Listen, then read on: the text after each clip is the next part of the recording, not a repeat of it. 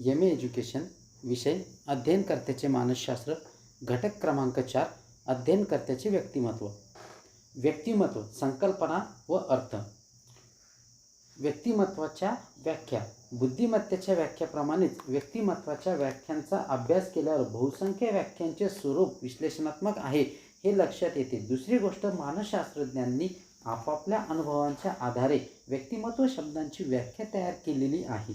याचा परिणाम प्रत्येकाचा व्यक्तिमत्व विषयक अभिगम विभिन्न आहे. सामान्यतः जैवसामाजिक व जैवभौतिक असे व्याख्यांचे संच पडलेले आहे. जैवसामाजिक संचामध्ये व्यक्तीचे सामाजिक प्रवर्तक मूल्य विचारात घेतलेले आहे. व्यक्तीला समाजापासून अलिप्त करून त्याच्या व्यक्तिमत्वाचा विचार होऊ शकत नाही. दुसऱ्याच्या प्रसिद्धावरच व्यक्तिमत्व निर्धारित असते असा आशय यामध्ये आहे. जैवभौतिक संचामध्ये व्यक्तीची वैशिष्ट्ये व गुणधर्म व्यक्तीचे व्यक्तिमत्व निश्चित करतात यावर भर दिलेला आहे. म्हणजे व्यक्तीची इतरांवर पडणारी छाप, प्रभाव याला प्राधान्य आहे. व्यक्तिमत्वाच्या काही व्याख्या. किंबल यांच्या मते व्यक्तीचे इतरांपेक्षा वेगळेपण दर्शवणारे व त्याचवेळी इतर लोक तिच्याशी कसे वागतात हे निश्चित करणारे साधारणतः स्थायी स्वरूपाच्या वैशिष्ट्यांचे अनन्यसाधारण संघटन म्हणजे व्यक्तिमत्व होय. मॉर्टन प्रिन्स यांच्या मते व्यक्तिमत्व म्हणजे जैविक मनोवृत्ती, प्रवृत्ती, उर्मी, सहज प्रवृत्ती आणि संपादित मनोवृत्ती व स्थिर वृत्ती यांचा समुच्चय होय. व्यक्तिमत्व व्याख्याचा अभ्यास केल्यावर व्यक्तिमत्वाचे सर्वसाधारण स्वरूपासंबंधी काही गोष्टी प्रकर्षाने लक्षात येतात. 1. व्यक्तिमत्व हे गोळावीर नसून संपूर्ण असते, ती बेरीज नसते. व्यक्तिमत्व बरोबर शरीर अधिक मानस अधिक स्वभाव चारित्र्य अशी मांडणी नसते, तर एकत्र गुंफण असते. 2. व्यक्तिमत्व एकात्म स्वरूपात आढळते व ते अनन्यसाधारण असते. 3. व्यक्तिमत्व हे अनुवंश व परिस्थितीच्या परिणामातून घडते. 4. व्यक्तिमत्व हे संपादित लक्षणातूनही घडत असते. 5. प्रत्येक व्यक्तिमत्वामागे एक प्रेरणास्त्रोत असते. आतापर्यंत आपण व्याख्यांच्या आधारे व्यक्तिमत्वाचे स्वरूप वाचले आहेत. व्यक्तिमत्व उपपत्ती. व्यक्तिमत्व उपपत्ती ह्या 5 प्रकारच्या आहेत. वर्ग, गुण, मनोविश्लेषण, मानस संघटन आणि वर्तनवादी. वर्ग उपपत्ती. ह्या उपपत्तीचा उगम प्राचीन आहे. सामान्य निरीक्षणावर ह्या उपपत्ती आधारलेल्या आहेत. आजूबाजूला नजर टाकली असता आपल्याला वनस्पतीचे अनेक प्रकार दिसतात. त्यात काही खुरटी झुडपे असतात, तर काही वेली, काही रोपे असतात, तर काही काटेरी वनस्पती असतात. वृक्षही लहान मोठे आढळतात. ह्या सगळ्या वनस्पती असूनही त्यांचे वर्गीकरण केलेले असते ते त्यांच्या आकारावरून, अंतर्गत रचनेवरून. त्याचप्रमाणे मनुष्यांबाबत शरीर रचना, शरीर विज्ञान आणि मानवी वर्तन यावर आधारित वर्ग उपपत्ती प्रकार पाडलेले आढळून येतात. क्रेशमरचे वर्गीकरण. क्रेशमरने मनोरुग्णांचे 2 टोकांकडील व्यक्तिमत्व प्रकार मांडले. एक छिन्न मानस आणि दुसरा उद्दीपन विषण्ण चित्तवृत्ती प्रकार होय. छिन्न मानस व्यक्तिमत्व शरीराने सडपातळ, उंच, तर विषण्ण चित्तवृत्ती व्यक्तिमत्व बुटके, स्थूल शरीराने असते असे त्याचे म्हणणे. यावरून त्याचे व्यक्तिमत्वाचे 3 प्रकार कल्पिले आहे. ते 3 प्रकार म्हणजे मेदप्रधान व्यक्तिमत्व, स्नायूप्रधान व्यक्तिमत्व आणि अस्थिप्रधान व्यक्तिमत्व. शेल्डनची उपपत्ती. शरीरयष्टीनुसार व्यक्तिमत्व प्रकार करताना शेल्डनने वैज्ञानिक बैठक देण्याचा प्रयत्न केलेला दिसतो. त्याने पदनिश्चयन आणि श्रेणी वापरून पोटाचा घेर, स्नायू प्रमाण, हाडे, त्वचा आणि नसा यांचे सापेक्ष प्रमाण पाहून व्यक्तिमत्वाचे प्रकार ठरविले. प्रमुख 3 प्रकार स्थूल प्रवृत्ती, बांधेसूद, पिळदार, घोटीन प्रवृत्ती, सडपातळ, शेलाटी प्रवृत्ती असे आहे. शेल्डनच्या मते शरीर रचनेच्या दृष्टीने केलेले प्रकार मूलभूत स्वभाव धर्माशी संबंधित असल्याने व्यक्तिमत्वावर प्रकाश टाकता येतो. प्राचीन ग्रीक विचारसरणी. शरीर विज्ञानाचा विचार सुमारे 2000 वर्षापूर्वी ग्रीकांनी मांडलेला आहे. त्यांनी रक्त, पित्त, कफ आणि काळे पित्त या शरीरातील द्रव्यांच्या आधारे आशावादी, शीघ्रकोपी वा कोपिष्ट, शांत, मंद व सुस्त, उदासीन, निरुत्साही असे 4 प्रकार कल्पिलेले आहे. याचप्रमाणे भारतात आयुर्वेदानुसार कफ, वात, पित्त यावरून व्यक्तिमत्वाचे तमोगुणी, रजोवृत्ती आणि सात्वगुणी असे प्रकार पडलेले आढळतात. गिलफोर्डची अन्वयरीती. गिलफोर्डने व्यक्तिमत्वाची व्याख्या करतानाच म्हटले आहे, व्यक्तिमत्व म्हणजे व्यक्तीच्या गुणविशेषांचा वैशिष्ट्यपूर्ण आराखडा. गिलफोर्डने व्यक्तिमत्वाचा पैलू म्हणून अन्वयरित्या उल्लेख केलेला आहे. त्यामध्ये त्याचे दोन भाग मांडले आहे: आकार विज्ञान आणि शरीरक्रियात्मक गुणविशेषणात्मक. अंतर्गत काही गुणविशेषांमध्ये केला आहे. गरजा, अभिरुची आणि अभिवृत्ती या अन्वयरितीचा समावेश प्रेरक गुणविशेषणामध्ये केलेला आहे. याशिवाय अभियोग्यता व स्वभाव अन्वयरित्या उल्लेख गिलफोर्डने केलेला आहे. आल्पोर्टचे वर्गीकरण. आल्पोर्टने उपपत्ती ही लक्षणे प्रेरकांची कार्यात्मक स्वायत्ता यावर आधारित आहे. कॅलेटचे वर्गीकरण. घटक विश्लेषणात्मक केलेले हे वर्गीकरण महत्त्वाचे मानून मानले जाते. कॅटेलचे पृष्ठीय आणि मूलभूत स्रोत लक्षणे सुसंगतपणा व स्थिरता आढळते, त्यांना लक्षणे म्हटले आहे. कॅटेलने व्यक्तिमत्वाचे 12 पायाभूत विश्लेषणात्मक गट तयार केले आहे. बहिर्मुखी सुस्वभावी, बुद्धिमान विवेकशील विचारी, स्थिर वास्तववादी सहिष्णू, बढाईखोर कडक गर्विष्ठ, आनंदी आशावादी समाजशील, संवेदनक्षम स्नेहभावी, सौंदर्यप्रेमी ज्ञानी, स्वतंत्र वृत्ती चिकाटी व्यवहारी, दयाळू मनमोकळा सहकारी, विसंगत विकल पलायनवादी, पोरकट सहिष्णू अस्वस्थ, उत्साही विश्वासू स्नेहभावी. आइन्स्टाईनचे उदाहरण. सांख्यिकीय घटक पृथक्करण करून जवळजवळ 10,000 सैनिकांवर आइन्स्टाईनने संशोधन केले. व्यक्ती प्रवर्तनाचे अशा पद्धतीने मापन करून त्याने व्यक्तिमत्वाची जडणघडण मूलभूत अशा 3 अंगावर अवलंबून असते हे सांगितले. मूल्यमापन. गुणविशेष उत्पत्ती करतात. आशयासंबंधी मतभिन्नता असली तरी काही साधारण मुद्द्यांवर समानता आढळते. त्यापैकी पहिला मुद्दा म्हणजे वैयक्तिक वर्तनवाद. गुणविशेष सातत्याने तेच असतात, ते कायमस्वरूपी असतात. दुसरा मुद्दा गुणविशेषांची व्यक्ती बदलली असते आणि तिसरा मुद्दा गुणविशेष मनोवृत्ती निर्देशांक आहेत. उपपत्ती टीका करताना असे म्हटले जाते की गुणविशेष कायमस्वरूपी वा स्थितिक स्वरूपात राहू शकत नाही. मनोविश्लेषणवादी उपपत्ती. मानवी वर्तनाच्या गतिमानतेला प्राधान्य देणारी उपपत्ती म्हणून या उपपत्तीचा उल्लेख करतात. संघर्षाच्या वेळी होणारे वर्तन म्हणजे विविध मनोवृत्तीच्या आंतरक्रियांचा परिणाम असतो, असे ह्या उपपत्तीकारांचे म्हणणे आहे. या उपपत्तीत फ्राईड, युंग आणि ॲडलर यांचा एक मनोविश्लेषणवादी मतप्रवाह आहे, तर दुसरा मतप्रवाह केटेलेव्हिनच्या क्षेत्रीय उपपत्तीशी संबंधित आहे. सिग्मंड फ्राईडची मनोविश्लेषणात्मक उपपत्ती. व्यक्तीच्या अपसामान्य वर्तनाची कारणे शोधताना फ्राईडला असे जाणवते की मानवी वर्तन समाजातून घेण्यासाठी अबोध मन समजावून घेतले पाहिजे. मानवी मनाची तुलना त्याने हिमनगाशी केली. बोधावस्था हे हिमनगाचे दृश्य टोक आहे, परंतु न दिसणारा बराचसा भाग ही अबोधावस्थात असते. मनोलैंगिक अवस्था. जन्मतःच व्यक्तीत लैंगिक शक्ती असते आणि अनेक क्रमबद्ध मनोलैंगिक अवस्थातून तिचा विकास होत जातो. या निश्चित जैविक क्रमबद्ध अवस्था सर्वांबाबत संस्कृती निरपेक्षतेने सारख्या असतात. एखाद्या अवस्थेनेच खिळून राहणे अथवा मागील अवस्थेत जाणे, परागमन करणे यातून विकासात अडथळे येतात. फ्राईडने सुचवलेल्या विकासाच्या मनोलैंगिक अवस्था पुढीलप्रमाणे आहेत. 1. मुखावस्था. जन्मापासून 1 वर्षापर्यंत या अवस्थेत मूल मुख, ओठ, जीभ इत्यादीच्या उद्दीपनातून सुख मिळवते. चोखणे, चघळणे, चावणे अशा कृतीद्वारा सहज उर्मी मोकळ्या होऊन ताण कमी होतो. त्यामुळेच माता जवळ नसेल तेव्हाचा ताण कमी करण्यासाठी स्वतःचाच अंगठा, जीभ चोखणे अशा स्वकेंद्रित कृती केल्या जातात. स्तनपान वा दुधाच्या बाटलीशी संबंधित मिळणारे सुख सोडण्यात सर्वच मुलांना थोडाफार त्रास होतो. 2. गुदावस्था. सुमारे 1 ते 3 वर्षे या कालावधीत लिंग प्रवृत्ती मुखाकडून गुदाकडे वळते. मलोत्सर्जनाच्या क्रियेतून मूल सुख मिळवते आणि ती क्रिया लांबवतेही. परंतु याच काळात मुले मलमूत्र विसर्जन क्रियेवरील नियंत्रण आत्मसात करतात. पालक व नियंत्रणाचे प्रशिक्षण देण्याबाबत प्रयत्नशील असतात. नियंत्रणाने बालकाला आत्मशक्तीचा प्रत्यय येतो. जर आई याबाबत फार कडक असेल तर मूल नकारातून आपली नाराजी व्यक्त करते व मलविरोध होऊ शकतो. 3. लिंगवर्ती अवस्था सुमारे 3 ते 6 वर्षे.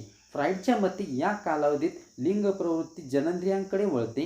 जननेंद्रिय हाताळणे तसेच जन्म वगैरे विषयक प्रश्न विचारणे यातून ही अभिरुची दिसते. या अवस्थेत मुला-मुलींना विरुद्धलिंगी पालकांबद्दल अधिक प्रेम वाटू लागते. मुलाला मातेबद्दल वाटणाऱ्या आकर्षणाला इडिपस गंड तर मुलीला वडिलांबद्दल वाटणाऱ्या आकर्षणाला इलेक्ट्रा गंड म्हटले जाते. यामुळे समलिंगी पालकांबद्दल द्वेष, स्पर्धात्मक भावना वाटू लागते. मात्र त्याचवेळी असेही दिसते की समलिंगी पालकाची वर्तन वैशिष्ट्ये मूल आत्मसात करू लागते आणि आपली लिंगविशिष्ट भूमिका स्वीकारू करू लागते.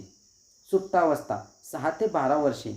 यावेळी लिंग प्रवृत्तीचे दमन होते. आधीच्या अवस्थेतील संघर्षाशी समायोजन करताना मोठ्याकडून विरोध केल्या जाणाऱ्या भावना व विचारांचे मुलांकडून दमन केले जाते व यावेळी लैंगिक कृतीतून सुख मिळवले जाते. सामाजिकीकरणासाठी उपयुक्त बौद्धिक कौशल्यांवर प्रभुत्व मिळवताना प्रयत्न केला जातो. यामुळेच कामप्रेरणेच्या दृष्टीने हा काळ शांततेचा असतो. या अवस्थेतील क्रियाशीलतेमुळे आधीच्या अवस्थेतील समस्यांचा तणाव कमी होऊन मुलांना भावनिक सुरक्षितता प्राप्त होऊ शकते. जननेंद्रिय अवस्था 12 ते 18 वर्षे. या अवस्थेत शारीरिक परिपक्वता येऊन जननग्रंथींचे कार्य सुरू होते. दमन केलेले इंडिपस अथवा इलेक्ट्रा संघर्ष पुन्हा डोके वर काढतात आणि या कौमार्य अवस्थेतील मुलांचे भिन्नलिंगी आकर्षण वाढू लागते. सुरुवातीच्या काळात जननेंद्रिय परिपक्व होतात. अंतःस्रावी ग्रंथी स्रवू लागतात. यामुळे प्राथमिक व दुय्यम लैंगिक लक्षणे दिसू लागतात. लैंगिक परिपक्वनामुळे भिन्नलिंगी व्यक्तिविषयक प्रेमातून व्यक्ती समाधान मिळवते. ही शेवटची अवस्था वृद्धावस्थेपर्यंत सुरूच राहते. फ्राईडचा व्यक्तिमत्व आराखडा. फ्राईडच्या म्हणण्यानुसार व्यक्तिमत्व म्हणजे इदम, अहम, पराहम या 3 प्रणालीचा एकमेकांवर होणारा परिणाम होय. व्यक्तिवर्तनावर नियंत्रण ठेवताना या तिन्ही प्रणालींचा आंतरक्रिया घडते. या 3 प्रणाली जाणीवेच्या पातळीशी निगडीत आहेत. इदम ही अबोधावस्थेशी संबंधित आहे तर अहम आणि पराहम या प्रणाली जाणीवेची बोधपूर्व आणि जाणीवेच्या समोध पातळीशी संबंधित आहे. इदम ही व्यक्तिमत्वाची मूलभूत प्रणाली असून ती मानसिक ऊर्जेचा साठा म्हणून ओळखली जाते. तणावाचे निराकरण करणाऱ्या सुखतत्वावर त्याचे कार्य चालते. इदमचा अबोधावस्थेशी संबंध असल्याने सत्यासत्याची आणि मूल्यांची जाणीव नसते. तात्काळ समाधानाची अपेक्षा इदम करत असते. इदमला ऊर्जा कामचैतन्यातून मिळते. अहम प्रणाली संघटित असते. ती इदमवर नियंत्रण ठेवते. अहम हे व्यक्तिमत्वाचे कार्यकारी अंग आहे. अहम कार्य वास्तव तत्वानुसार चालते. वास्तवतेशी फारकत न घेता इदमला समाधानी ठेवण्याची क्रिया अहमद्वारे केली जाते. त्यामुळे तुष्टीकरण करून शिक्षा टाळण्याचा प्रयत्न केला जातो. कार्ल युंग आणि आल्फ्रेड ॲडलर प्रणीत मनोविश्लेषण उपपत्ती. कार्ल युंगने फ्राईडच्या कामचेतना या संकल्पनेस विरोध केला. त्यांच्या मते विश्लेषक मानसशास्त्राने मनोविश्लेषण करता येते. युंगच्या विचाराचा मागोवा घेतल्यास पुढील ठळक बाबीबाबत त्यांनी आपले विचार मांडलेले आढळून येतात. त्या ठळक बाबी म्हणजे 1. व्यक्तिसंबंधीचा दृष्टिकोन, 2. व्यक्तिमत्व स्वरूप आणि 3. व्यक्तिमत्वाची गतिमानता. त्यापैकी 1 व्यक्तिमत्वासंबंधीचा दृष्टिकोन. व्यक्तिसंबंधी युंगचे म्हणणे असे की व्यक्तीचे वर्तन हे व्यक्तिगत व प्रजातीय इतिहासाबरोबरच व्यक्तीच्या उद्दिष्ट व आकांक्षांनी अभिसंधित होते. व्यक्तीचे व्यक्तिमत्व पूर्व इतिहासाचे फलितही आहे आणि सांधाही आहे असे युंग म्हणतो. व्यक्तिमत्व स्वरूप संपूर्ण व्यक्तिमत्व, ज्याला पुंगने सायकी ही संज्ञा वापरली आहे, ते व्यक्तिमत्व वेगवेगळ्या परंतु आंतरक्रिया करणाऱ्या पद्धती प्रणालीमुळे तयार होते असा विचार तो मांडतो. इदम वैयक्तिक व सामूहिक अबोध व त्यांचे आदर्श, अंतर्मुख व बहिर्मुखतेची अभिव्यक्ती, स्व इत्यादीचा समावेश केलेला आहे. व्यक्तिमत्वाची गतिमानता. युंगच्या मते व्यक्तिमत्व हे अंशतः बंदिस्त असते. त्याच्यावर बाह्य घटकाचा परिणाम होतो म्हणून सापेक्षरित्या स्थिर असते. पूर्णतः स्थिर असू शकत नाही. याचबरोबर गतिमानतेचे स्पष्टीकरण देताना युंग म्हणतो, जीवन चेतनेचा आविष्कार मानसिक ऊर्जेद्वारा होतो. व्यक्तिमत्वाचे कार्य मानसिक ऊर्जेमुळे होते. इच्छा, आकांक्षा, भावना, संघर्ष, कल, अभिव्यक्ती, अभियोग्यता ही काही मानसिक ऊर्जेची उदाहरणे म्हणून सांगता येतील. एखाद्या व्यक्तिमत्वात ही ऊर्जा किती प्रमाणात वापरली जाते त्यासाठी युंग मानसिक मूल्य ही संज्ञा वापरतो. जर एखाद्याचा भर सत्ता गाजविणे असेल तर तो आपली ऊर्जा सत्ता गाजवणे यांवरच केंद्रित करेल. कार्ल रॉजर्सची मानस संघटन उपपत्ती. ह्या उपपत्तीचा उगम उपचार पद्धतीमध्ये झालेला असून रॉजर्स, मॅस्लो, केली, मरे इत्यादींनी आपापले व्यक्तिविषयक विचार त्यात मांडलेले आहेत. रॉजर्सने रुग्ण केंद्रित उपचार पद्धतीच्या द्वारा विचार मांडलेले आहेत. त्याच्या मते व्यक्तिमत्वासंबंधी 2 मूलभूत संकल्पना कार्य करतात. त्यापैकी एक जीव आणि दुसरी स्व. या दोहोंची जितकी जास्त जवळीक होईल तितकीच व्यक्तिमत्वाची जडणघडणही व्यापक होईल. आदर्श स्व आणि वास्तव स्व जेवढे एकरूप होतील तेवढी ती व्यक्ती समाधानी व आनंदी असेल. त्याच्या मते व्यक्तिमत्वाचे स्वरूप जीव आणि स्व यातून निश्चित होते. व्यक्तिमत्वाची गतिमानता ही आत्मप्रत्यक्षीकरण यावर अवलंबून असते.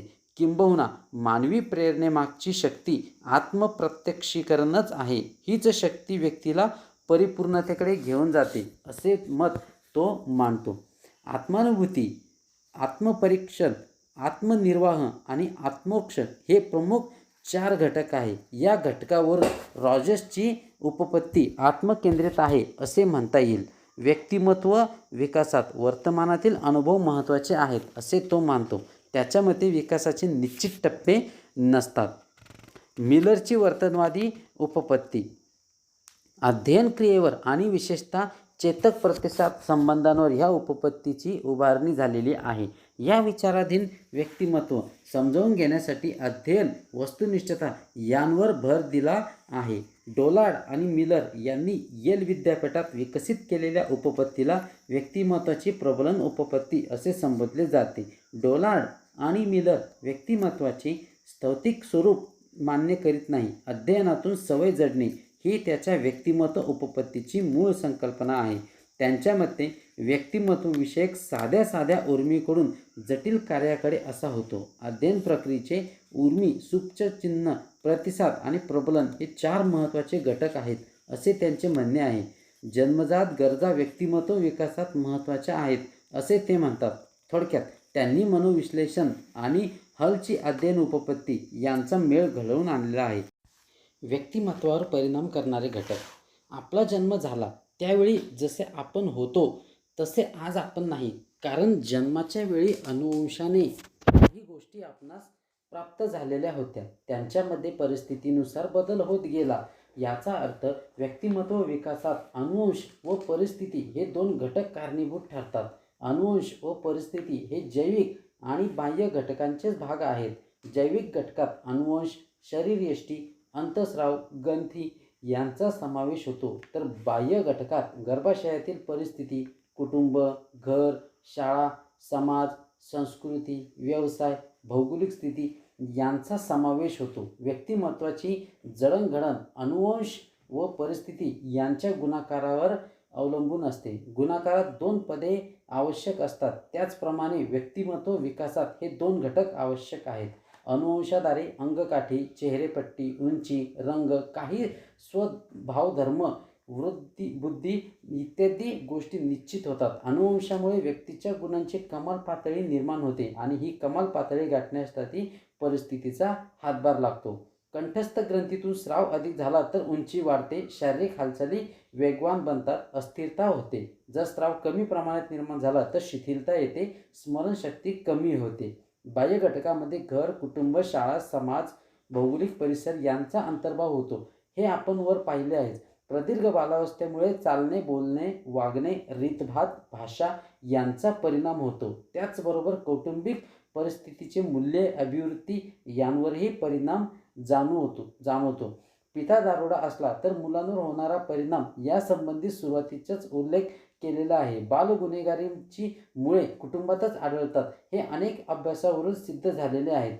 घर कुटुंबाप्रमाणेच शालेय वातावरणही विकासावर परिणाम करते. थोडक्यात व्यक्तिमत्व विकासावर अनेकविध घटनांचा परिणाम कळत नकळत का होईना होत असतो. व्यक्तिमत्व विकासावर परिणाम करणाऱ्या घटकांमुळे आपणास विविध प्रकारची व्यक्तिमत्वे तयार झालेली दिसतात. प्रत्येक व्यक्ती दुसऱ्यापेक्षा वेगळी असते. म्हणजे व्यक्ती तितक्या प्रवृत्ती हा व्यक्तिभेद लक्षात घेऊन व्यक्तिमत्वाद्वारे स्वरूपाचे मापन करणे आवश्यक असते. मनुष्याचा इतिहास पाहिला असता प्रथमपासूनच व्यक्तिमत्वाचा प्रयत्न झालेला दिसून येतो. व्यक्तिमापनाच्या विविध पद्धतीविषयी आपण माहिती वाचत आहोत. व्यक्तिमत्व मापनाच्या पद्धती. नंबर 1, संश्लिष्ट अभिगमन. समग्र व्यक्तिमत्वाचे मापन हा प्रमुख उद्देश यामध्ये असतो. यामुळे अमुक एक पद्धती वापरली जाते असे आढळत नाही. जर्मन, अमेरिकन व ब्रिटिश तज्ज्ञांनी विविध पद्धतीचा अवलंब केलेला आहे. उदाहरण म्हणून ऑफिस ऑफ स्ट्रॅटेजिक सर्व्हिसेस ह्या चाचणीचा अभ्यास करू. सुयोग्य व्यक्तिमत्व असलेल्या व्यक्तींची निवड ह्या चाचणीद्वारे दुसऱ्या महायुद्धाच्या वेळी करण्याचा प्रयत्न झाला. परीक्षक व उमेदवार एकत्र राहत त्या कालावधीत परीक्षार्थी उमेदवाराच्या विविध वर्तनाचे पैलूंचे निरीक्षण आणि मूल्यमापन करत असते. मुलाखत हे सर्वंकुश माहिती मिळवण्याचे महत्त्वाचे साधन आहे. मुलाखत देणाऱ्याला विश्वासात घेऊन मुलाखतकार पाहिजे ती माहिती मिळवू शकतात. नंबर 2, लक्षणमापन अभिगस. व्यक्तिमत्वाचा एक वा अनेक विशिष्ट लक्षणाचे मापन करणाऱ्या चाचण्यांचा यात समावेश होतो. एका गुणविशेषासाठी वा लक्षणासाठी एकमितीय प्रश्नावली वापरतात, तर बहुमितीय प्रश्नावलीच्या सहाय्याने अनेक गुणविशेष वा लक्षणे यांचे मापन केले जाते. यात विविध प्रश्नांच्या दिलेल्या प्रतिसादानुसार गुणदान केले जाते. सांख्यिकी मूल्यमापनाच्या सहाय्याने संबंधित व्यक्तीच्या व्यक्तिमत्वाचे स्वरूप निश्चित ठरवले जाते. या प्रकारच्या चाचण्यांद्वारा व्यक्तीचा विशेष गुण, उदाहरणार्थ आत्मविश्वास, परिसरीय पैलू, उदाहरणार्थ घर, शाळा व चिकित्सा, उदाहरणार्थ भयगंड अशा प्रकारात मापन करता येते. प्रक्षेपण तंत्रे. व्यक्तिमत्वाचे अबोध स्वरूप समजावून घेण्यासाठी प्रक्षेपण तंत्रांचा वापर करतात. प्रक्षेपण म्हणजे व्यक्तीने स्वमनातील विचार, भावना यांचा अप्रत्यक्षरित्या केलेला आविष्कार होय. विश्लेषण पद्धतीने या प्रक्षेपणाचा अन्वयार्थ लावून व्यक्तिमत्वाचे मापन केले जाते. संदिग्ध परिस्थितीत व्यक्तीच्या घडणाऱ्या प्रक्रियेवरून व्यक्तिमत्व आजमावले जाते. प्रक्षेपण तंत्राने थोड्या जाणीवेतून अधिक माहिती उपलब्ध होते. या तंत्रात शाईचे ठिपके, सामाजिक परिस्थिती, निदर्शक चित्रे, मातीचे नमुने, बाहुल्यांचा खेळ इत्यादी प्रकारच्या चाचण्यांचा समावेश असतो. हॉलफॅक्ट 1940 प्रक्षेपक तंत्रांचे प्रकार केलेले आहेत. ते पुढीलप्रमाणे: 1. घटक कसोटी, 2. विधायक कसोटी, 3. अन्वयार्थ कसोटी, 4. तीव्र विरेचन कसोटी, 5. अपवर्तन. मानसिक आरोग्य. मानसिक आरोग्यावर परिणाम करणारे घटक. 1. अनुवंशिक घटक. नवजात बालकामध्ये ज्याप्रमाणे आईवडिलांकडून गुणसत्रे संक्रमित होतात त्याचप्रमाणे काही विकृतीही संक्रमित होत असतात. उदाहरणार्थ मज्जा विकृती, शारीरिक ठेवण व स्वभाव इत्यादी. जर मेंदूमध्ये काही बिघाड किंवा काही विकृती आईवडील किंवा पूर्वजांकडून संक्रमित होऊन आलेल्या असतील तर त्याचाही प्रतिकूल परिणाम व्यक्तीच्या मानसिक आरोग्यावर होतो. 2. शारीरिक घटक. Sound mind in sound body या उक्तीप्रमाणे निरोगी शरीरात निरोगी मन वास करते. शारीरिक बिघाडामुळे किंवा निरोगी शरीर यामुळे व्यक्तीमध्ये न्यूनगंड, वैफल्य व कमजोर भावना निर्माण होतात, ज्यामुळे त्याला परिस्थितीशी समायोजन साधण्यात अडचणी येतात. क्रमांक 3. परिस्थितीजन्य घटक. व्यक्तीच्या आजूबाजूला परिस्थिती अनुकूल नसल्यास त्याचे समायोजन घडून येत नाही आणि त्यातून ताण निर्माण होऊन त्याचे मानसिक आरोग्य बिघडते. परिस्थिती अनुकूल नसल्यास व्यक्तीच्या भावनिक गरजा पूर्ण होत नाही, त्यामुळे व्यक्तीत असुरक्षितता, मानसिक संघर्ष, न्यूनगंड, समायोजन या समस्या निर्माण होतात. मानसिक आरोग्याचे स्वरूप हे नकारात्मक व सकारात्मक अशा दोन्ही दृष्टिकोनातून विचार घेतले जाते. याचा अर्थ मनोविकृती व मनोसुदृढता या दोन्हींचा विचार मानसिक आरोग्यात केला जातो. व्यक्तीच्या काही मनोविकृती व मज्जा विकृतीचा तिच्या मानसिक आरोग्यावर विपरीत परिणाम होत असतो. त्रागा करणे, रागावणे, बेचैन होणे, अति काळजी घेणे, निराश होणे या मनोविकृती असून उन्माद, भयगंड, वेड या मज्जोविकृती आहेत. मानसिक विकृती. मानसिक विकृती या 2 प्रकारच्या असतात. त्यात मज्जा विकृती व मनोविकृती हे दोन प्रकार पडतात.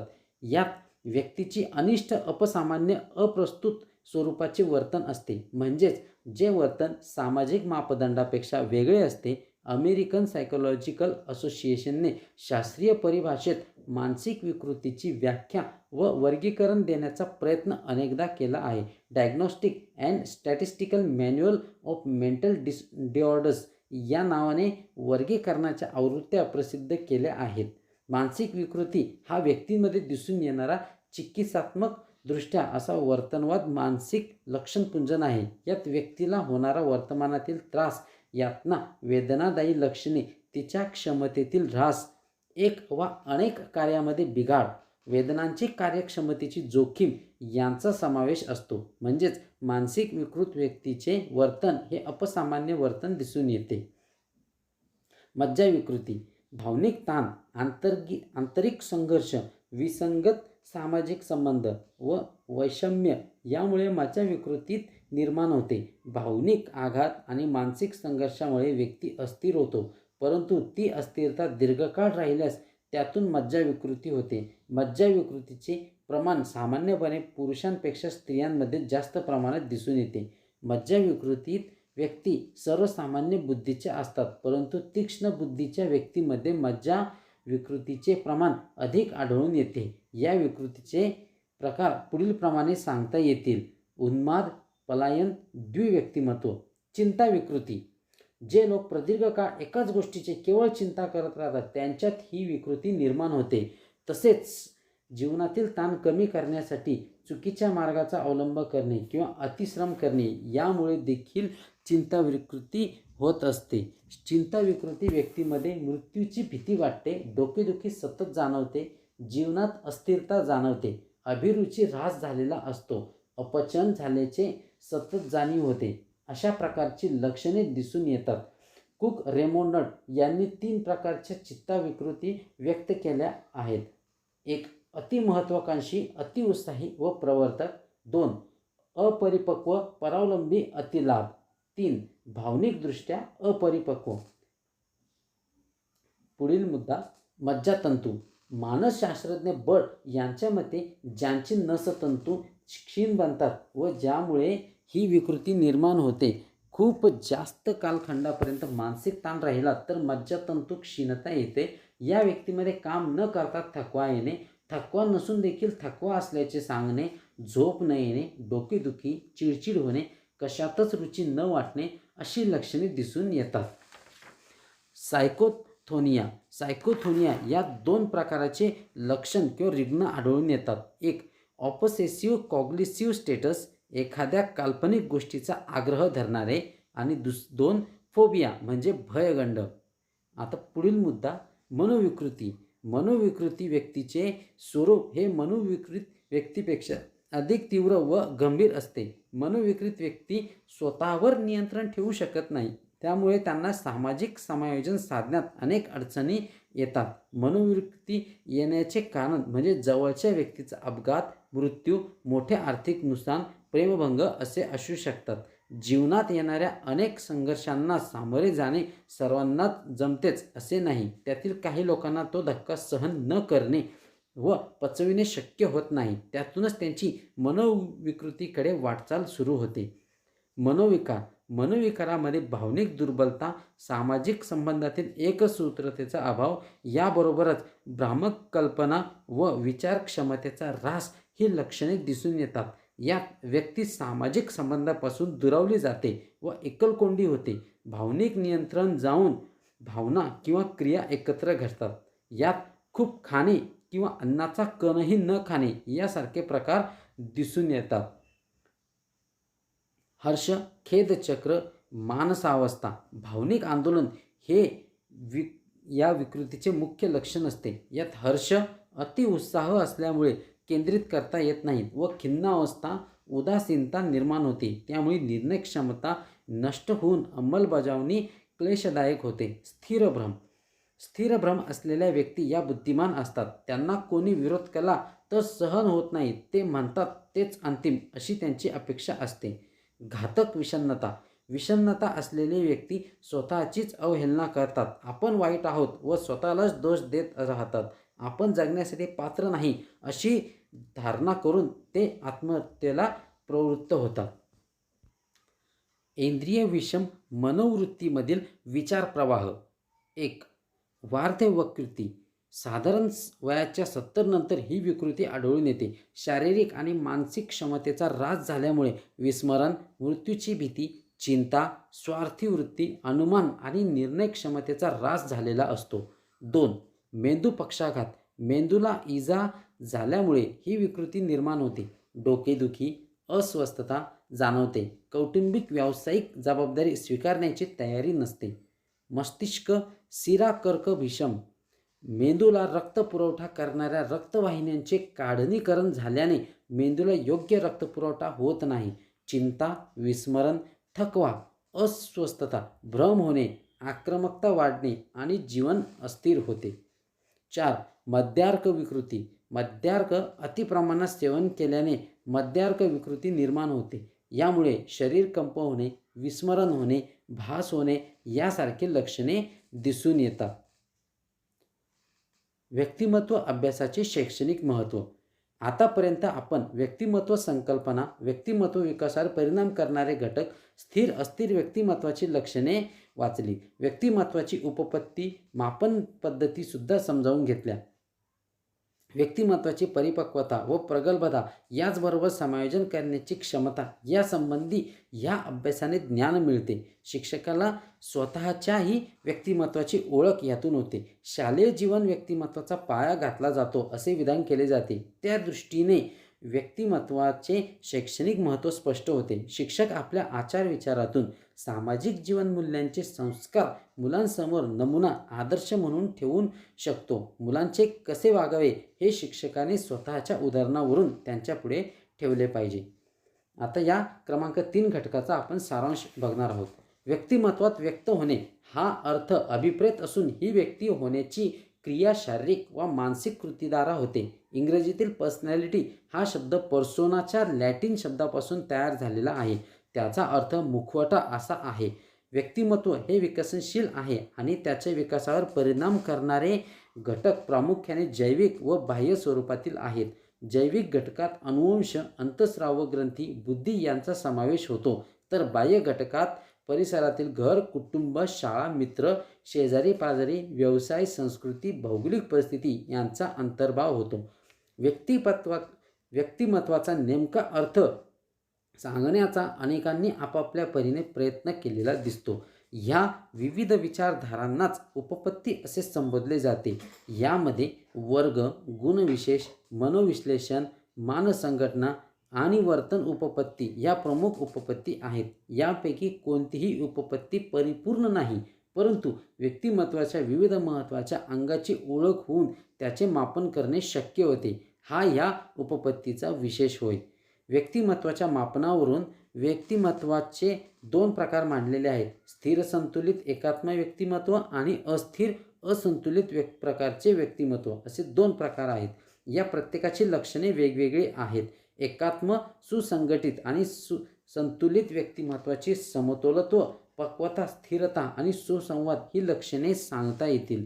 अस्थिर असंतुलन, मज्जाविकृत व्यक्तिमत्वाची चिंता, नसक्षीणता, स्मृती व बुद्धिभ्रंश, अनिवार्य उर्मी, उन्माद ही लक्षणे दिसून येतात. सर्वसामान्य माणसाच्या जीवनात कमी अधिक प्रमाणात ही लक्षणे आढळतात. व्यक्तिमत्वाच्या अभ्यासाचे शैक्षणिक महत्त्व शिक्षक, पालक आणि विद्यार्थी यांच्या दृष्टीने महत्त्वपूर्ण आहे. शारीरिक स्वास्थ्य इतकेच मानसिक स्वास्थ्य हे महत्त्वासाठी पूरक आणि महत्त्वपूर्ण बाब आहे. मानसिक अस्वस्थता मर्यादेपेक्षा जास्त वाढली तर व्यक्ती, कुटुंब, समाज यापासून दुरावत जातो.